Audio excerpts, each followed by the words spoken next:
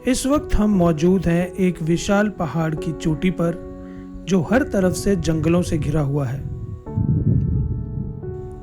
एक तरफ बर्फ से ढके पहाड़ों का नज़ारा दिखाई देता है और दूसरी तरफ दूर दूर तक हरियाली, और इसी हरियाली के बीच में कहीं कहीं पर लोगों के छोटे छोटे घर।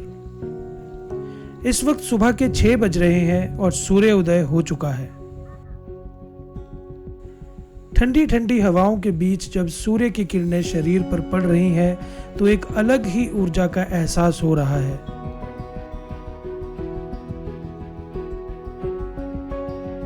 इस पहाड़ पर मिट्टी से बने हुए छोटे छोटे घर भी हैं जो फिलहाल वीरान पड़े हुए हैं, क्योंकि सर्दी के मौसम में इस इलाके में बहुत बर्फ पड़ती है और मूलभूत सुविधाएं ना होने की वजह से यहाँ के लोग सर्दियों में पहाड़ से नीचे अपने दूसरे घरों में चले जाते हैं। ये जगह देखने में बहुत खूबसूरत है, लेकिन इन घने जंगलों में बहुत से खतरनाक जंगली जानवर भी रहते हैं।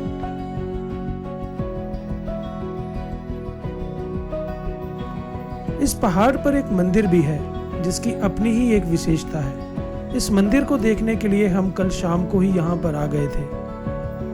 रात को हमने यहाँ पर कैंप किया था और अब सामान समेटकर यहाँ से वापस जाने की तैयारी कर रहे हैं। जब तक सारी तैयारियां पूरी होती हैं, चलिए चलते हैं एक दिन पहले के सफर की शुरुआत का मजा लेने।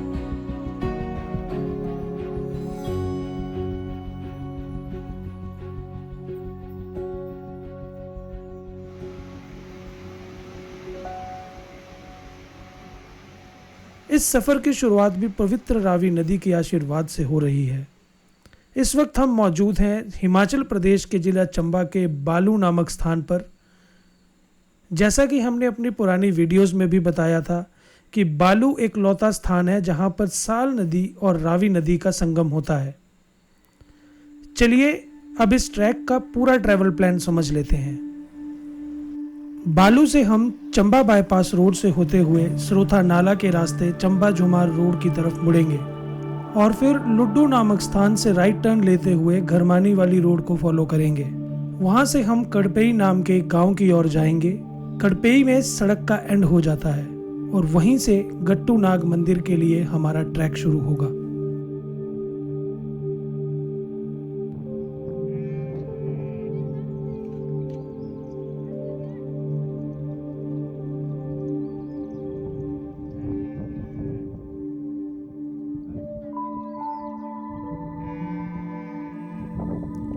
हम कड़पेई पहुंच चुके हैं। आप देख सकते हैं यहाँ पर रास्ता खत्म हो जाता है। यहाँ तक आने वाला रास्ता सिंगल लेन है और खतरनाक भी। यहाँ तक का सारा रास्ता हमारे साथी राइड अलोंग सीबिया ने अपने मोटो व्लॉग के जरिए कवर किया है, जिसका लिंक डिस्क्रिप्शन में डाल दिया गया है। रास्ते की पूरी जानकारी के लिए आप उनके चैनल पर पूरा वीडियो देख सकते हैं। इस जगह पर केवल एक ही दुकान है जहां पर खाने पीने का सामान मिल जाता है। यहाँ पर चाय बहुत अच्छी मिलती है। ट्रैक बहुत लंबा है और जंगल बहुत खतरनाक, इसलिए आगे बढ़ने से पहले जरूरत का सारा सामान और एक अच्छा प्लान होना बहुत जरूरी है। चाय पीते हुए हमने गांव के लोगों से सारी जानकारी ले ली है और अब हम आगे बढ़ने के लिए तैयार हैं।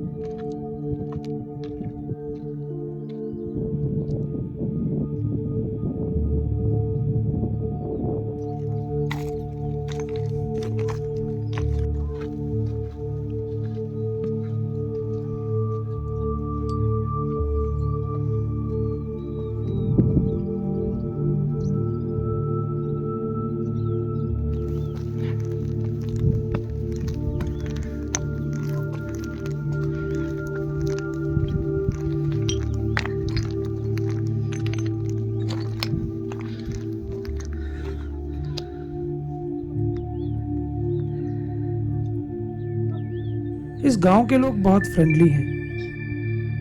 यहाँ पर हमें एक बुजुर्ग मिले जिन्होंने हमें बताया कि जहाँ हम जा रहे हैं वहाँ पर पानी आसानी से मिल जाएगा, जो कि हमारे लिए बहुत बड़ी रिलीफ है, क्योंकि अक्सर पहाड़ों पर पानी कम ही मिलता है।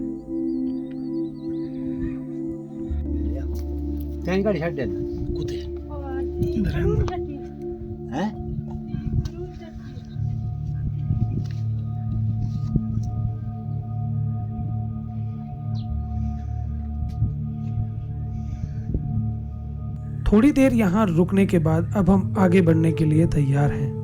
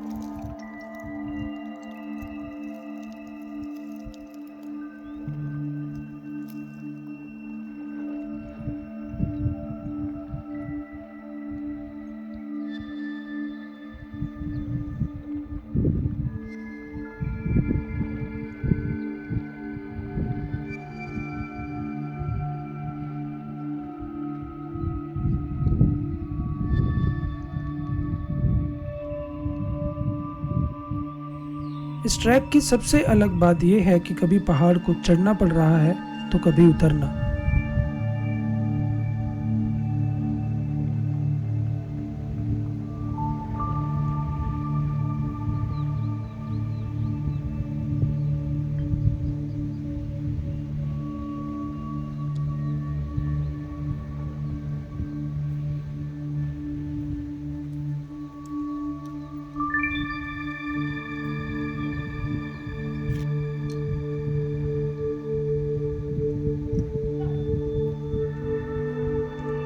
अभी काफी दूर जाना है और समय हाथ से निकलता जा रहा है।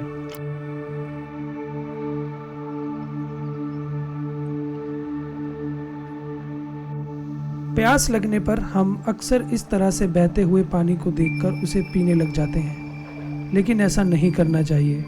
खास करके इस तरह से खुले में बह रहे पानी को तो बिल्कुल नहीं पीना चाहिए, क्योंकि इसमें कई जानलेवा बैक्टीरिया हो सकते हैं।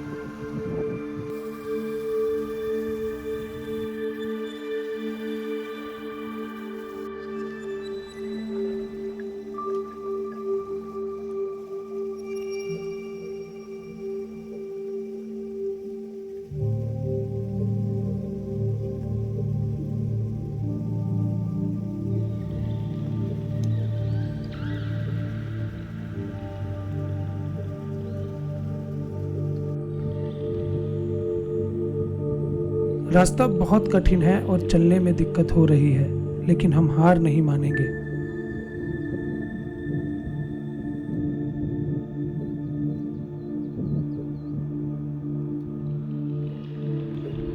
अभी हमें चलते हुए ज़्यादा देर नहीं हुई है और हम काफ़ी थक चुके हैं। काफ़ी समय के बाद हम लोग इस तरीके से ट्रैक कर रहे हैं और ये बहुत ही डिफ़िकल्ट ट्रैक है, क्योंकि यहाँ पर जो रास्ता है वो बहुत ही ज़्यादा संकरा है और साथ में एलिवेशन भी बहुत ज़्यादा है। तो धीरे धीरे हम लोग अडेप्ट कर रहे हैं और आप देख सकते हैं हम पहाड़ के उस कोने से आए हैं और अभी हमें इस पहाड़ पे जाना है। इस तरफ ये दिखाई दे रहा है, इसको फॉलो करते करते हम लोग स्लेज को फॉलो करते हुए हम लोग वहाँ पहुँच जाएंगे जहाँ पे हम लोगों ने आज कैंपिंग करनी है। साहिल आगे निकल चुका है और मैं भी अब निकलने की तैयारी में हूँ, क्योंकि हम ऑलरेडी लेट चल रहे हैं और जितनी जल्दी हम वहाँ पे पहुँचेंगे उतनी ही जल्दी हमारा जो कैंप साइट है वो सेटअप हो पाएगी।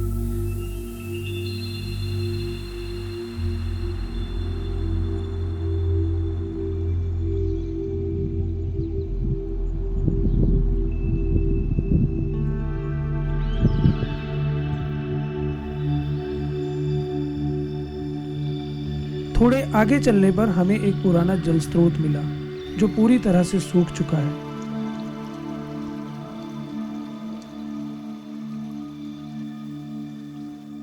काफ़ी देर तक चलने के बाद अब हम थक चुके हैं, इसलिए यहाँ पर थोड़ा रेस्ट करने के बाद ही आगे बढ़ेंगे।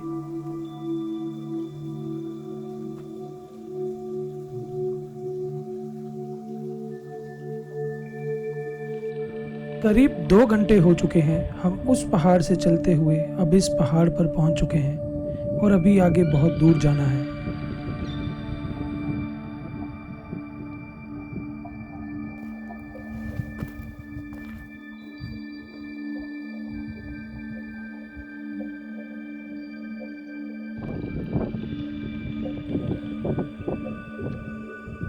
ये है पत्थर और लकड़ी से बने पुराने घर, जो अब खंडर बन चुके हैं। अब शायद यहाँ कोई नहीं रहता।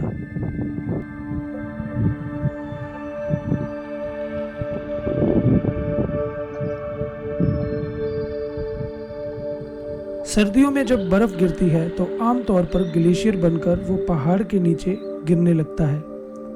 शायद ये लकड़ियां भी ऐसी ही किसी घटना का शिकार हुई हैं।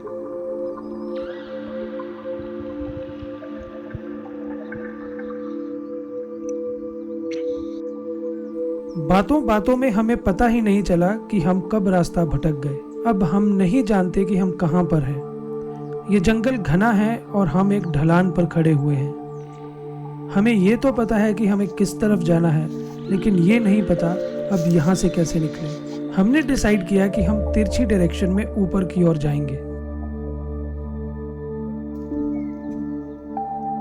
हमारा फैसला सही था, हमें सही रास्ता मिल गया और अब आगे का सफर हम और भी ज्यादा अलर्ट होकर तय करेंगे।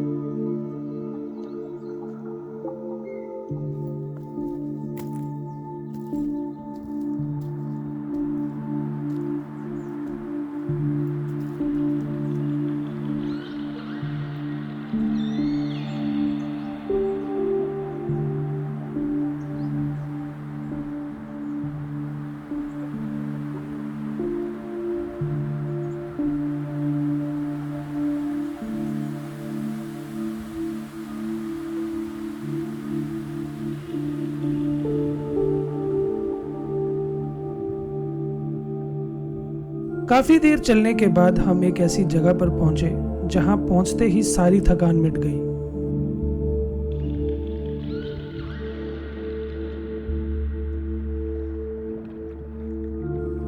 खड़े रहने के लिए जगह कम है और हवा जोर से चल रही है, इसलिए गिरने का भी खतरा बना हुआ है।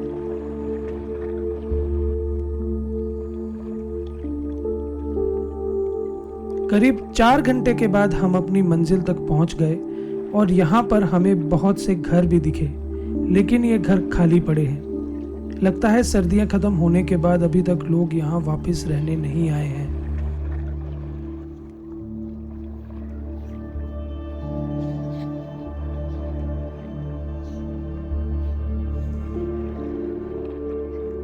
हमें यहाँ पर फॉरेस्ट डिपार्टमेंट का एक रेस्ट हाउस भी मिला, लेकिन यहाँ पर ताला लगा हुआ है।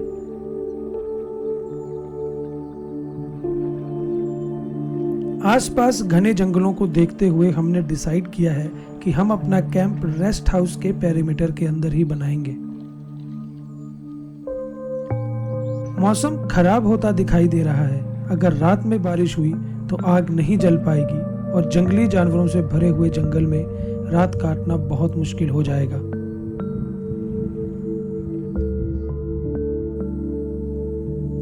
बारिश का तो पता नहीं, लेकिन हमें जलाने के लिए लकड़ियां ढूंढनी ही होंगी। कैंप सेटअप हो गया है और अब लकड़ियां लाना बाकी है।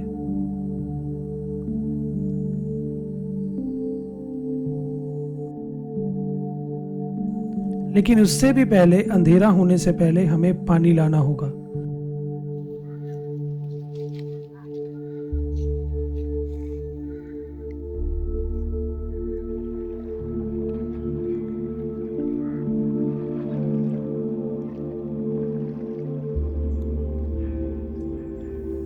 यहाँ आते वक्त ग्रामीण लोगों ने हमसे कहा था कि अंधेरा होने के बाद इस जल स्रोत के पास जाना खतरनाक साबित हो सकता है, क्योंकि शाम के वक्त जंगली जानवर पानी की तलाश में निकलते हैं।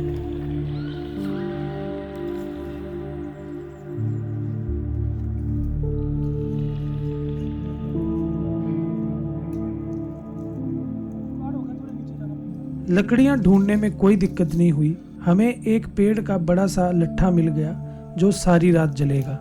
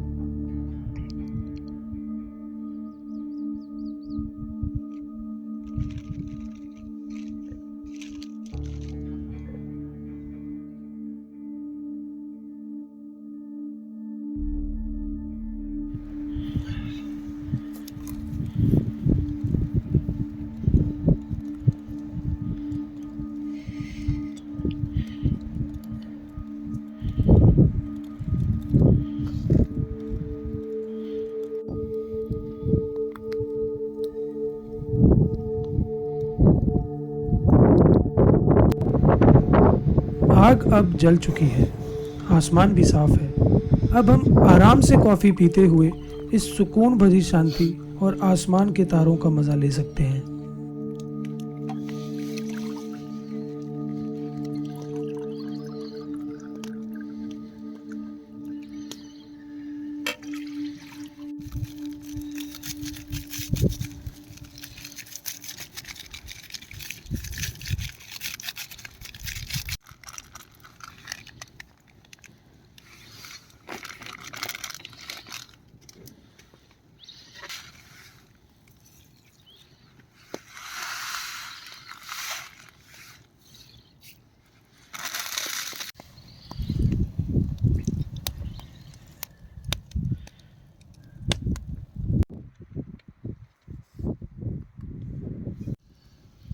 इंसानी सभ्यता से दूर इस विशाल पहाड़ पर इस वक्त हम दो इंसान ही मौजूद हैं। फिलहाल जंगल बहुत शांत है और इस शांति के बीच जलती हुई लकड़ी की चटकती हुई आवाज़ दिल और दिमाग को बहुत शांत कर रही है।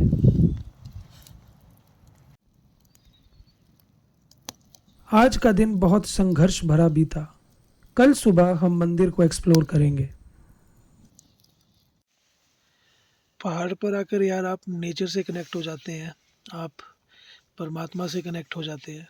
इस वक्त रात के 11:30 बज रहे हैं और आज पूरा दिन हमने 8 किलोमीटर का जो है ये ट्रैक हमने कवर किया और इस 8 किलोमीटर में हमने 3 या 4 पहाड़ क्रॉस किए, राइट? हाँ, इतने तो किए हैं। हाँ, देखिए रास्ता सीधा था, बीच में भटके, भूले, लेकिन फिर भी हिम्मत नहीं हारी और गिव अप नहीं किया और हम पहुंच गए अपने मेन रास्ते के ऊपर। या मेन पूरे थे गिव अप करने वाले। हाँ बिल्कुल।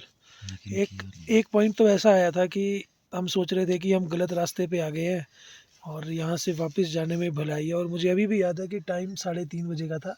हाँ। और शाम होने वाली थी और जंगल के रास्ते हम लोग आए थे, तो डर लग रहा था कि अगर हम यहाँ पे फंस गए तो क्या करेंगे।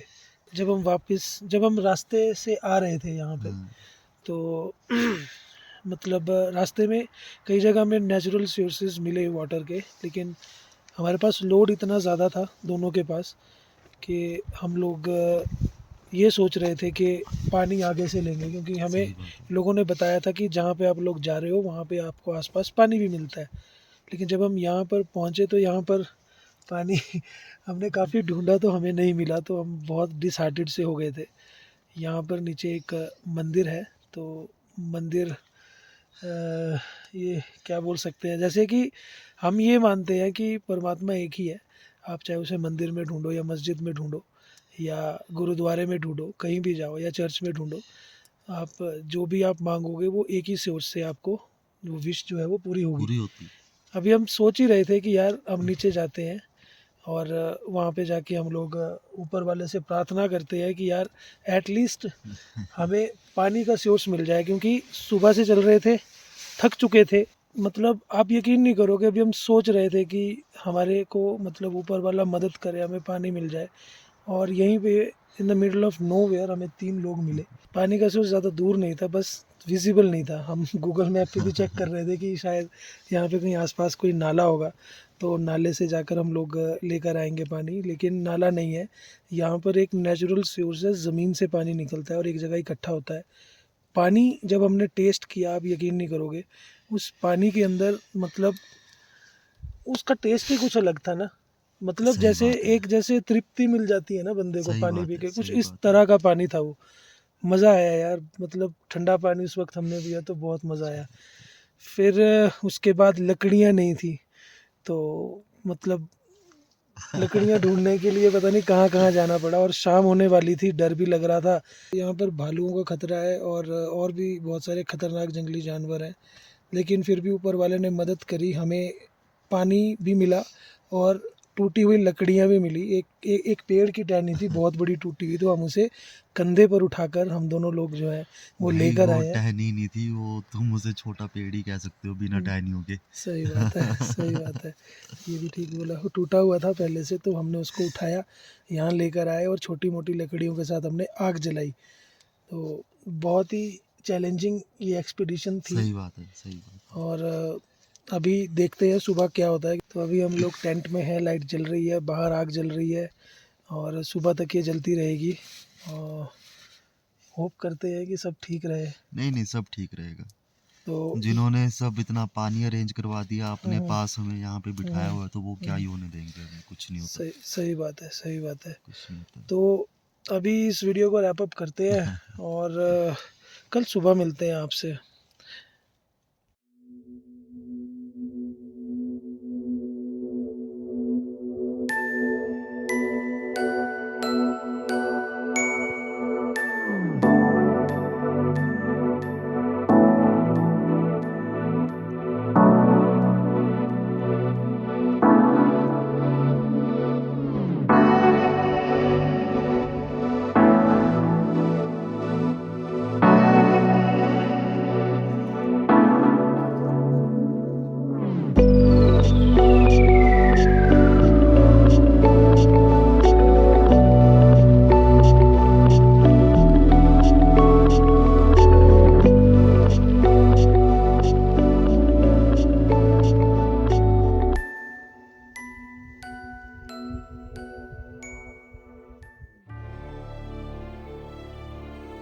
फ्रेंड्स, ये है गट्टूनाग देवता का मंदिर।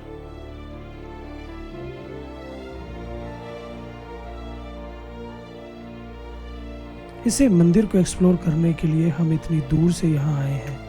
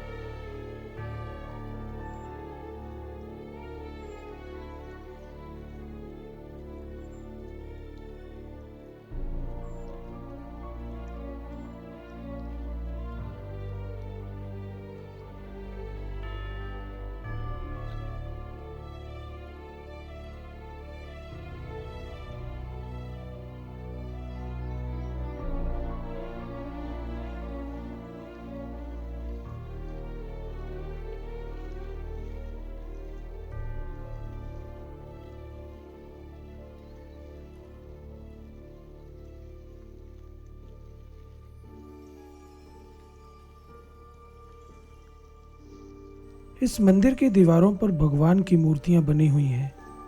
एक तरफ श्री हनुमान और दूसरी तरफ भगवान शिव।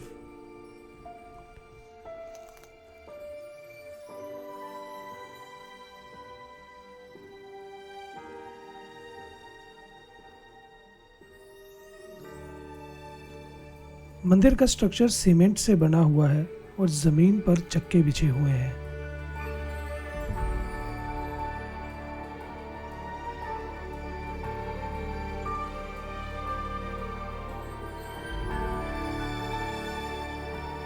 मंदिर के साथ में एक और स्ट्रक्चर है जो शायद किचन है।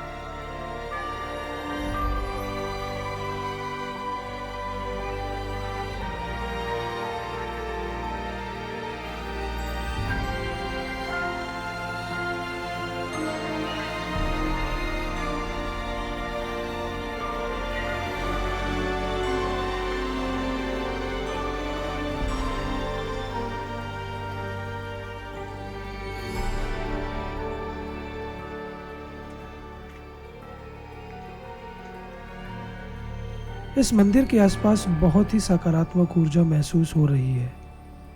यकीनन यहाँ पर भगवान का वास है। मन को शांति मिल रही है।